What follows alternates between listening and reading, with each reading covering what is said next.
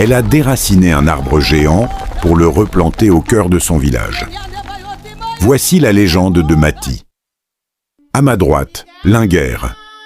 Un village puissant, riche, craint de tous. À ma gauche, Kanju. Mon village. Un endroit où la poussière remplace les récoltes et où les enfants grandissent le ventre vide.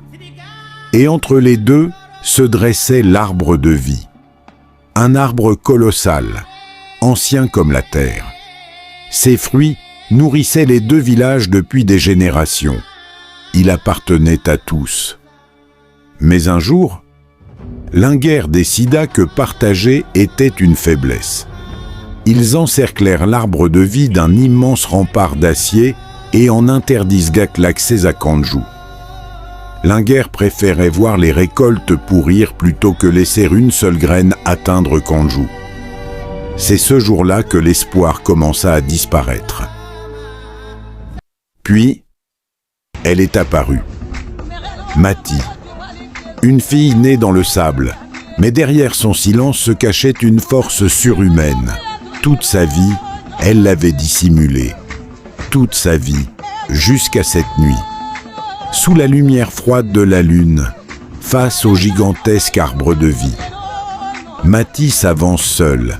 Elle pose ses bras autour du tronc colossal et arracha l'arbre du sol. La poussière explose. Les pierres se fissurent. Le géant tombe entre ses mains. Alors Mati tire l'arbre, mètre après mètre. Ses pieds s'enfoncent dans la terre. Ses muscles hurlent sous l'effort. Mais elle continue, car elle ne vole pas cet arbre. Elle ramène simplement la justice chez elle. Au lever du soleil, l'impossible est déjà accompli. L'arbre de vie trône désormais au centre de Kanju. Les enfants touchent enfin les fruits sacrés de leurs propres mains. Et pendant quelques secondes, le village respire à nouveau. Mais on ne défie pas Linguère et s'en sortir indemne. Quelques instants plus tard, les soldats de Linguère envahissent Kanju. Leurs épées brillent sous le soleil du matin. Ils cherchent les coupables, sans imaginer qu'une seule personne a accompli tout cela. Et cette personne les attend déjà, assise calmement au pied de l'arbre de vie. Mati croque lentement dans le fruit interdit. Son regard est immobile. Les soldats pensaient trouver une voleuse.